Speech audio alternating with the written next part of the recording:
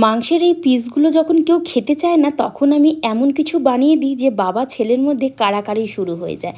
তো প্রথমেই আমি সলিড পিসগুলোকে নিয়ে ছোট ছোট টুকরো করে আমি কেটে নিয়েছি। মাঝারি সাইজের পেঁয়াজ, 10-12টা রসুন আর 1 ইঞ্চি আদা বেটে এখানে দিয়ে দিলাম। 1 চামচ গোলমরিচ, পরিমাণ মতো নুন, একটু সোয়া সস, কর্নফ্লাওয়ার, একটা ডিম, 1 চামচ ভিনিগার দিয়ে ভালো করে মাখিয়ে আধ ঘন্টার জন্য রেখে দিয়েছিলাম। তেল গরম করে একটা একটা করে নিয়ে ভালো করে ভেজে নিলাম।